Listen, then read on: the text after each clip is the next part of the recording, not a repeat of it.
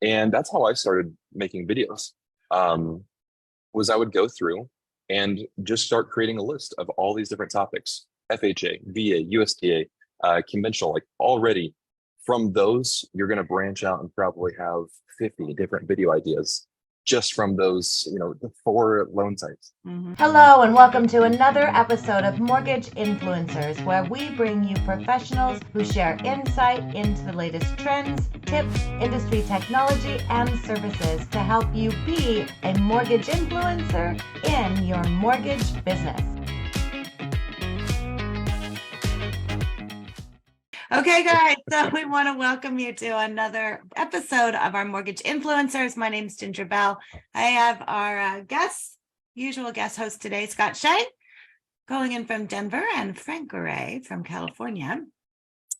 And Carl might hop on, so I know he's been busy, but I'm so excited to be able to introduce to you our guest today, and that is the one and only, the legend, young legend, Mr. Kyle Seagraves. So this is your second time back to the show, Kyle. You're a repeat. Yes. We're going to have to do like the Saturday Night Live. We'll do the Saturday Night Live like jacket at some point when you get to 5. I think we'll have to do it. It's like, ooh, sweet.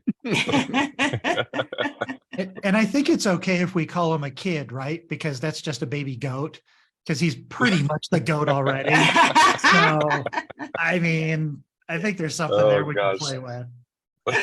Yeah, definitely. Okay, so listen, we're going to hop into talking about things. For those of you who don't know Kyle, is a loan originator from Ohio. And Kyle and I had an opportunity to meet, was it 3 years ago, Kyle? 4 years ago? Yeah, it was like 3 or 4 years ago. It seems like that stretch of COVID has made time like shrink. I know. It's in like weird whatever ways. it is. Yeah. Yeah. But Kyle was introduced to the mortgage industry by his father, who bought a mortgage franchise. And like any good father, brought his son along and said, hey, you're going to learn the mortgage business. And so Kyle started a YouTube channel and thought it was a good way not only to get information out there, but kind of learn, because you started just really reading the guides and getting started. Mm-hmm. And so I'm going to kind of lay the where you're at right now today. So I just looked on your YouTube channel. For those of you who want to follow him, his channel is called Win the House You Love. And so you can go onto YouTube, and 147,000 subscribers. Your top video, which is interesting it's the 2021 FHA loan guides from 2 years ago, over 1 million views. And that's a lot on YouTube. So if you're, on TikTok and you get 2 million views, that's like, okay, you got into a trend. But guys, to get 1 million views on a YouTube video is a really big thing. Well, and another piece of that, Ginger, and I mean, we'll probably get to this, is Kyle is the definition of long form video. That video is an hour long. Yeah. It's not it's like those views aren't the algorithm picking it up because it auto played in somebody's stream. Like Kyle is breaking down underwriting guidelines on YouTube. It's in a lot of people's sleep playlists. Exactly. I usually fall asleep right around chapter 4 of the underwriting guidelines. Yeah, so anyway, so for those of you who have not had the opportunity to meet Kyle, that's Kyle. And I know we have a lot of questions, but I think that the first thing is, since Scott alluded to this, is long form content. And so what have you seen? And because I know you do some videos that are shorter than, I know you stream live sometimes. You'll bring in a couple of real estate agents and you'll stream live. So what do you find the most successful for you, that works for you? Yeah, I mean, it's weird just being on any social platform because things are constantly evolving. I feel like what used to work really well would be like the 8 to 15-minute video that was just about education seemed to work pretty well in the real estate world. And I've been noticing things have been changing quite a bit. And surprisingly, what works the best thing for me is super long form content, like 30 minutes to an hour. I even tested a recent video doing an hour and a half. and surprisingly didn't like see a decline in results from it. And so I work with a YouTube partner. So it's an employee from YouTube who they'll sign. If you have like around over 100,000 subscribers, they'll give you almost like a coach from YouTube. And one of the things that was interesting in talking with him is he was saying, just across YouTube in general, there's this kind of big divide between long form content and short form content, where the 8 to 15-minute videos are kind of getting phased out a little bit.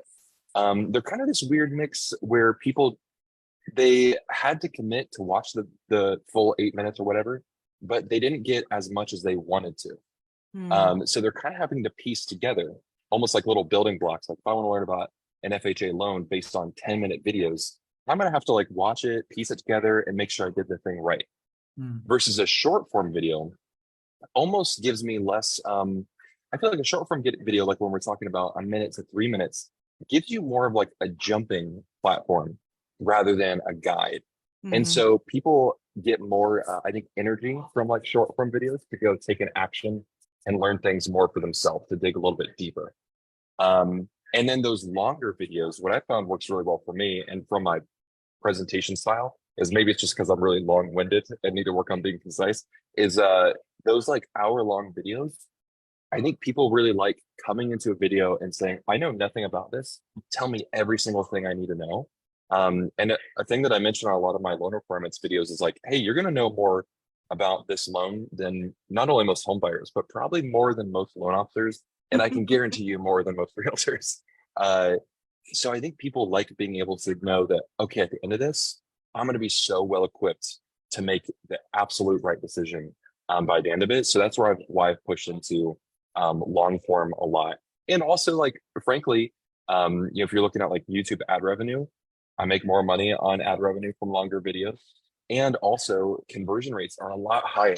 If somebody has listened to me talk for 30 minutes, well, if they didn't click off after like a minute, after like 1 minute, there's a good chance that they're going to want to work with me and my team. And so it's just the people who are going to sit and watch those videos are more invested in the process and more interested in what we have to offer than us just coming in with a short, flashy video. My observation of Kyle's journey is it's I'm really fascinated by it, but I think it really just shows he's just being his authentic self. That's how he learns. It's how he likes to talk. It's how he likes to teach. He's just being his genuine, authentic self. He's, in retrospect, he's able to go back and get these guidelines and the algorithms and learn why things are what they are. But at the end of the day, he's not trying to be anybody that he isn't. He's just himself. And so he's attracting people that are attracted to his authentic way of communication.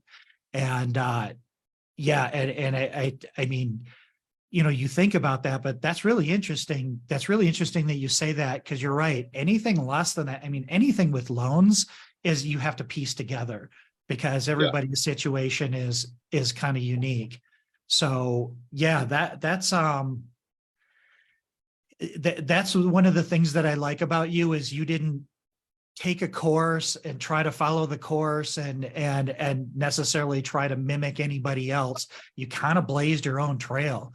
And I kind of wish all content creators had the courage to just blaze their own trail and be their authentic self on whatever platform they can.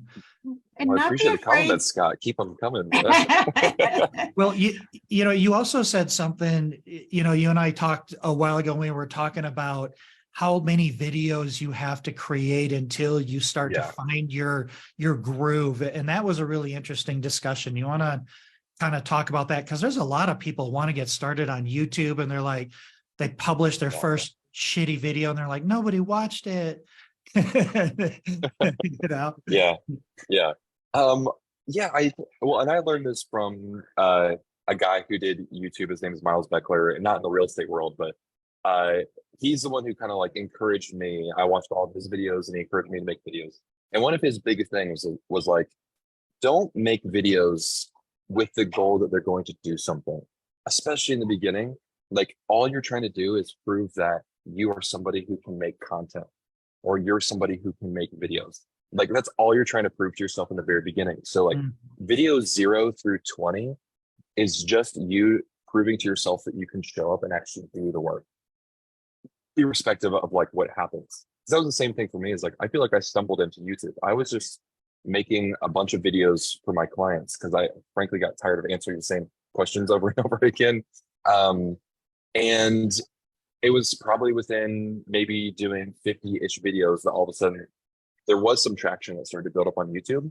But my video, my first video versus the 50th was completely different because I was able to like practice that skill. And I think people forget like video is a skill that you learn and you develop and you practice just like anything else. Like the first loan that you do or the first real estate transaction you do was probably hot garbage because I know mine was, and no one should have ever worked with me in the beginning. But you do your 20th loan, you're like, okay, I'm getting a feel for this. You do your 50th loan, you're like, okay. You do your 100th, you're like, okay, I got this. And it's the same thing with video. It's the same thing with every single thing you're going to do in your life. The first time you do, it's going to suck. And I think Scott, you have a phrase for this. It's like the pushing through the suck kind of. Pushing through the suck, yeah. Yeah. You have like, don't expect the results. Just prove to yourself that you're somebody who makes content is what you're looking for in the very beginning. It's like being an artist, and Frank, you can relate to this as a singer. It's like the more you create and the more you sing and the more you do it and the more you practice, then two things are going to happen. First of all, you're going to work through the suck, and you're going to find your voice. And that's really what you found was your voice. And I think that's important. I remember you sharing with me that you're not for everyone. And you used to have a tagline, the calm voice, I think is what you said, as far as in the mortgage. And so being authentic to yourself and who you are is important. And for those of you who are going, okay, how am I going to do a 1-hour video? This is like back in the day when we used to do webinars. So, a webinar, and I've done thousands of webinars in my career, and that's what I see it as. Webinars are more information. And we have gotten through social media to the point where it's like all you're doing is the 30, 60-second sound bites, and it's nothing more than a sound bite. People do want that information. So I love the fact of being that educator and doing that. In a way, video is a way of blogging. It's the same thing as far as podcasting is becoming the new form of blogging. And so you have to find what works for you. So I want to ask, how do you come up with a topic? Because there's a ton of different things we can talk about in the mortgage industry.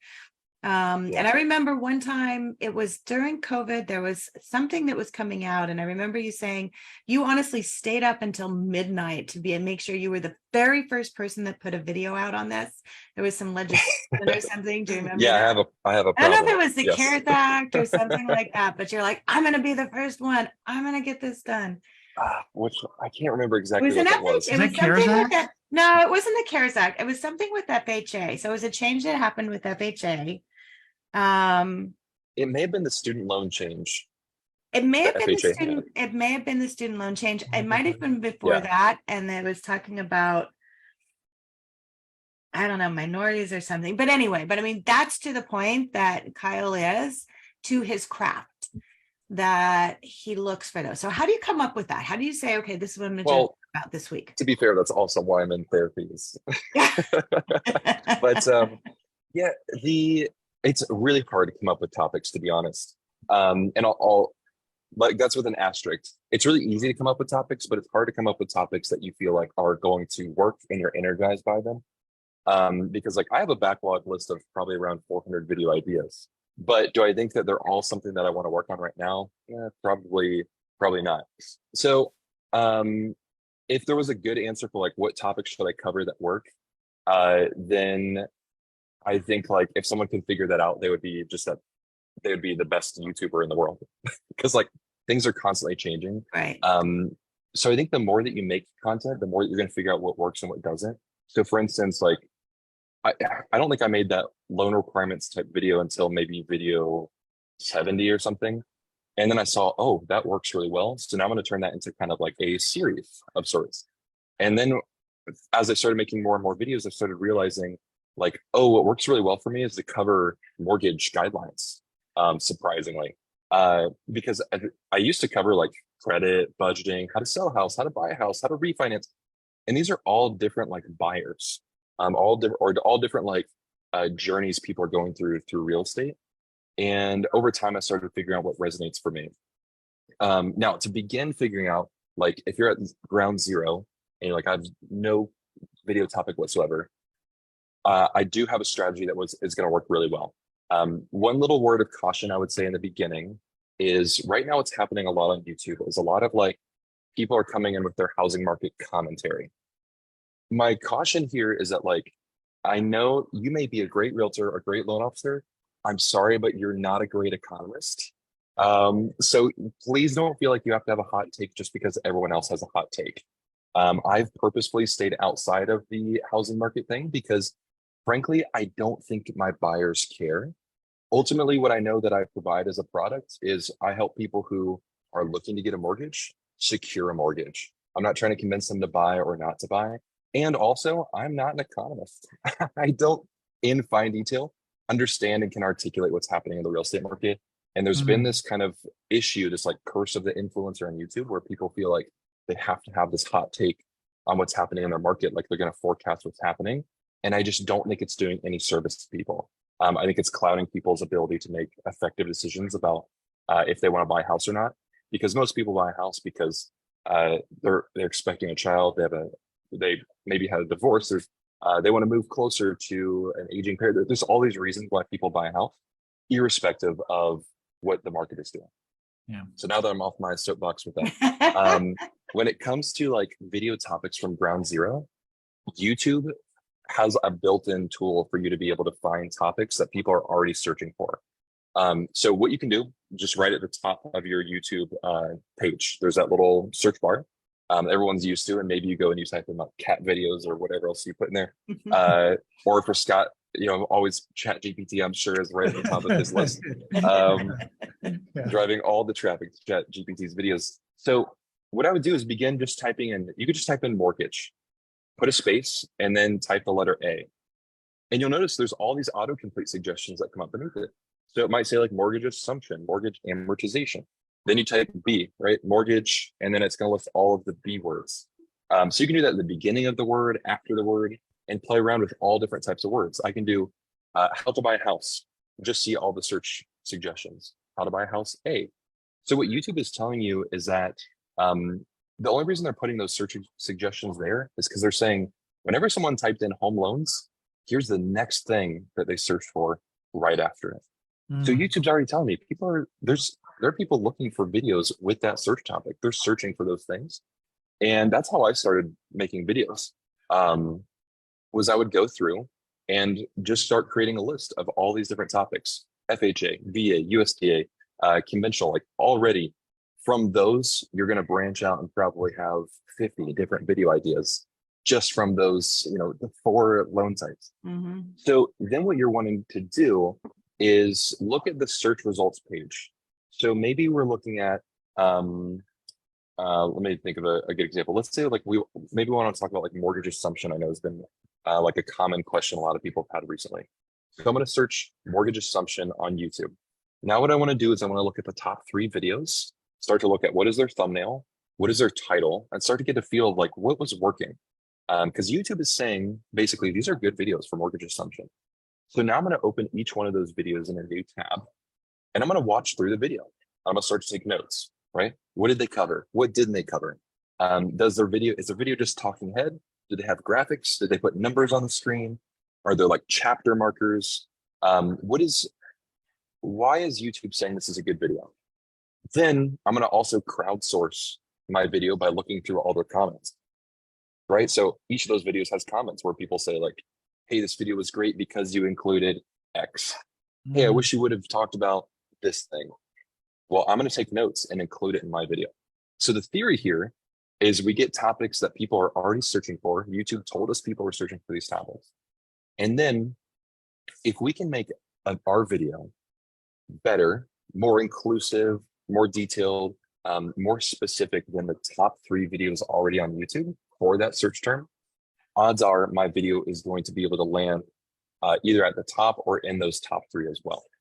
And I know that's true because I've done this on several calls where like I'll screen share and run through examples and I'm like, oh yeah, there's a video I made 3 years ago that's still at the top of this ranking for a keyword, just because that's exactly what I did. And nobody has done the same thing to my videos to be able to outrank those. So that's exactly where I would start. And it helps you be able to craft a video that is going to work and rank at the top of those search results. I Yeah. love that. Kyle, do you I gotta- suggest that people go from 0 to that, or is this after they get to their 20th video? That's a really good question. I feel like it maybe depends on like your tendency to do some of the work. Yeah, If you're somebody who's like, I don't want to if you're get somebody who's like, I don't want to get stuck preparing to prepare. Mhm. correct. Yeah.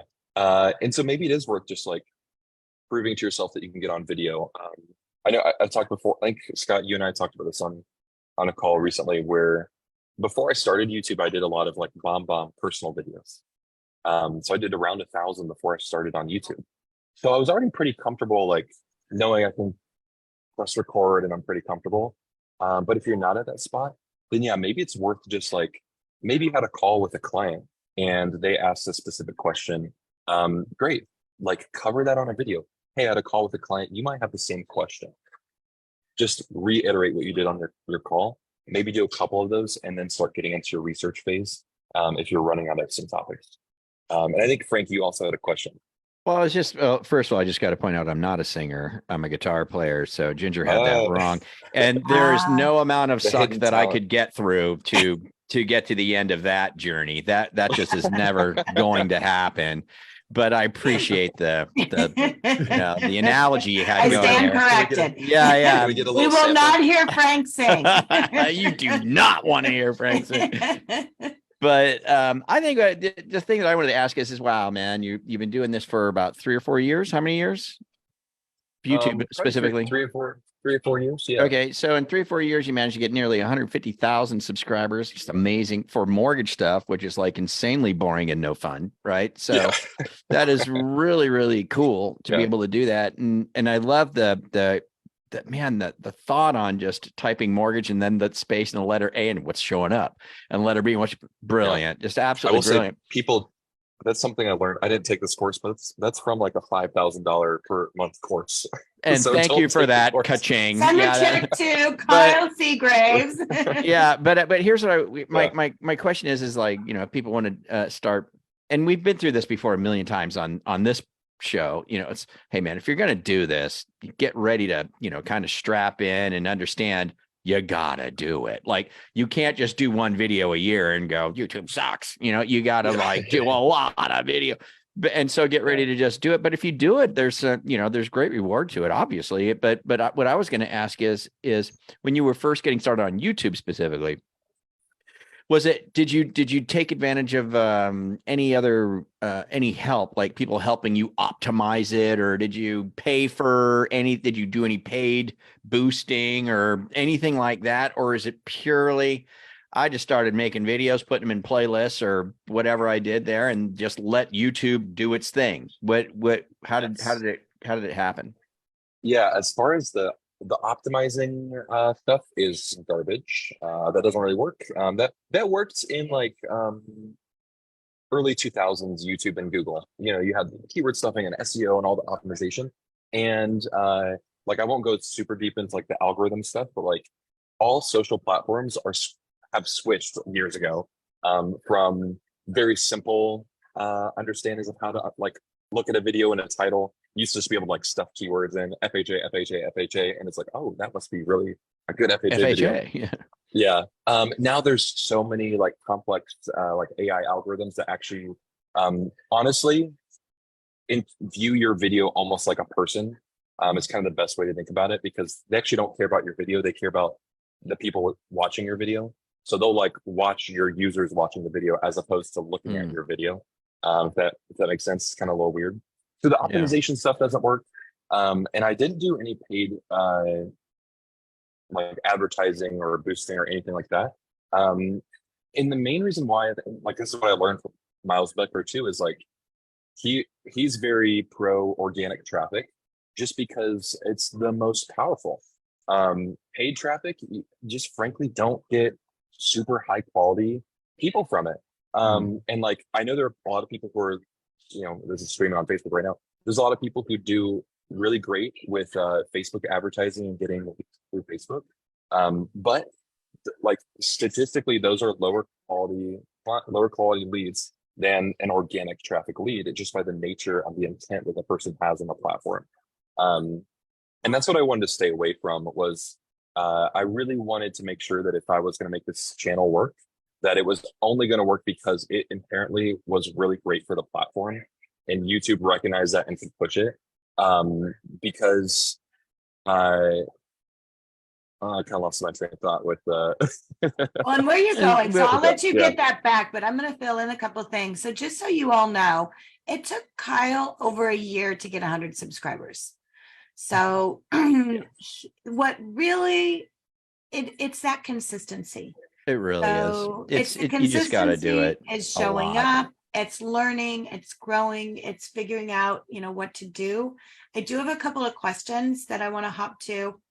First of all, and Timothy Bullock is saying that he literally just left a meeting with a realtor and he recommended for him to check out this Kyle guy. Is what he said. Oh, cool. So realtors are recommending you, and that's a great, accomplishment. And to be able to have people who aren't even doing business with you to say, hey, check this guy out. So just so you know, but he also wants to know, do you recommend editing the videos yourself, hiring someone to do it? What do you recommend? Yeah, so We've been through this discussion before. I like to do things the hard way, it turns out. So yeah, it is one of those things where, asking for help or recognizing someone else could also do it well, I think that I do it good, but recognizing someone else could do it as good as me. And in reality, it's better than the way I could do it is a tough pill to swallow. So yeah, I did all of the editing myself for probably 2.5 years, like the majority of the time. And then I realized I'm doing this in a very dumb way, because I was also like, I like video's fun for me. So I was also spending a lot of time with like equipment and everything. And it was just a waste of time, frankly, that didn't actually create results. And I think people get stuck there a lot where it's like, they spend so much time focusing on equipment and like lighting and the whole deal. And of course that's nice to build up at a point, but is having a 4K camera over 1080 actually going to change your bank account? Probably not. So that's what I kind of realized very quickly. So I was like, okay, I need to change my editing workflow. And now what I first started doing was recording everything in live streaming software. And I think like you all, like, we're in Zoom right now and streaming to Facebook. So it's like, no one's editing this. And the quality of the content is still very high. And so I think, first of all, like, I would start, instead of going through editing software, like recording your camera and a microphone and putting it into software and syncing it and trimming it, don't do that. Just record it in something like Ecamm or OBS. That way everything syncs together. You can switch screens if you want to. There's tons of tutorials online about how to do that. That saved me tons of time. Then I realized I probably need to make more videos, hire somebody to edit. So I already needed somebody at that point in my business to just help me with a lot of other tasks. So I hired a virtual assistant and just taught her exactly what I do with editing. And it's not hard. And right now I use a software called Descript. And basically you get to edit video like a Word document. So instead of, the hell of looking through a timeline and figuring out where you said something and scrolling, I can look at the transcripts. And if I said something I want to cut out, I highlight it and press delete, and it edits the video for me. And so I taught Kat, my virtual assistant, how to do that.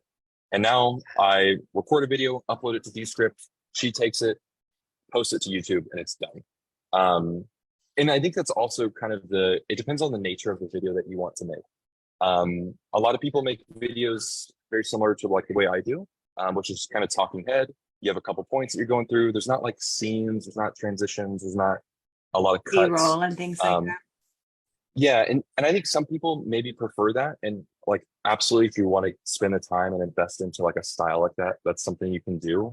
Obviously, do that like when you get more comfortable with video. But for most people, they hear like they think they need this like crazy editing somehow, and you don't. Like most of your videos are probably going to be one take. You're gonna cut out the beginning, cut out the end. You might have a couple places where you mess up in the middle, and you just trim them out, and you're done. And it's not as intensive, I think, as people make it out to be. Yep, I love it. So a couple more questions, and then we're at the top of the hour. So so we will leave with the leave you hanging and wanting more, which is really what doing the video is all about, right? So another quick question from Danny: are you doing YouTube Shorts, and what's your opinion on it? Gosh, I feel the way I feel with YouTube Shorts is probably how most people feel with YouTube in general who haven't started making video. So I really, and Scott and I have talked about this too. Maybe it's because we're really stubborn. My brain doesn't work in shorts. Like it doesn't work in communicating in shorts.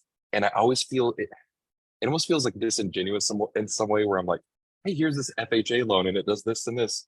And then it's like, okay, time's running out and the video's over. And I'm like, that wasn't enough. I didn't cover the full thing. Educate anybody in that 12 seconds. I know. I'm like, was that even helpful? So I have been experimenting with doing a couple short form videos. They'll do okay in performance. The only reason I'm kind of taking a second look at it is because I know that YouTube as a platform is really pushing into shorts. Big time. And when I talked with my YouTube partner, he was mentioning like stick with the long form videos, but then also experiment with shorts. Those 10-minute-ish videos are probably going to start losing a lot of traction as there's a limited amount of eyeballs on YouTube, and YouTube as a platform is tuning their app and website to push people into shorts. So that's where I'm like, I know that probably in a year I will do a disservice by not pushing into shorts as much as I don't want to. So I'm trying to figure out how do I. It's the same thing. Can you clip out? Have you thought about just clipping out? We do that on podcasts where we'll clip out just sections. So yes, maybe something to think about. Yeah, you absolutely can do the clips. I know too, when I talked with him, one of the things that he said the algorithm is more fine-tuned for is like making sure that short is actual contextual for the platform. So a clip, like people can recognize if it's a clip from something, and if that clip doesn't fully contain everything it needs to, then it's not going to do well. Like it's not going to perform well. And so that's where I've kind of been more on the line of like, I think I need to make dedicated shorts because if the clip isn't satisfying the user, like if they just get a clip and it's like, this was like half the information and there's another half here, the viewer is not going to say like, let me go watch the full thing. They're going to swipe away and then I'm going to get ranked lower with that short. And that's at least from what he told me. I don't know that from personal experience, but I imagine I'm going to have to take my own advice of like, I'm going to have to make 50 shorts before I figure out what works. Right. And that's a real big bummer to hear from myself. I'll send you my shorts prompt. It looks really good. Like it does a good job of pulling 60-second clips out. You ask it for 10 and there'll be 5 that are absolute gold. So there's the AI thing, which is another question. And so I'm sorry, guys. I got to go. I'll see you, Kyle. We're going to let you go. Bye, Frank. I know so there's a ton of questions. What I'll do is I'm going to grab the questions and Kyle, if you can come back again sometime, we'd love to have you. And we appreciate you're sharing so much information. You're always you're such a great educator. And I feel like thank you. We as an industry are blessed to have you because you do provide a lot of what our industry has not provided. And you are obviously rewarded with people recognizing that. So thank you for that. Oh, thanks. Thank you. Very good. Okay. So I'm going to say, let's go ahead. We're a little bit over. I'm going to say leave with your one call to action, Kyle. If like people are going to get started right now in video, what's the one thing they need to do to get started on YouTube? Oh gosh, just record a video today on your iPhone. If it's a call, if it's something you learned today on Housing Wire, whatever, just record a video, post it, and then forget about it. I love it. I love it. Advice. So if you want to follow Kyle, his YouTube is Win the House You Love. It's Kyle Seagraves. Recommend following him and follow his advice and go record a video. And Kyle, thank you so much. Make sure and tune in next week. So we have Jordan Nutter, who is killing it on video on TikTok. And so she's going to be joining us next week. Another trailblazer, just like Kyle. So we love meeting with you guys. Thanks so much. And we'll see you next week. Thanks, guys. Thanks. Bye.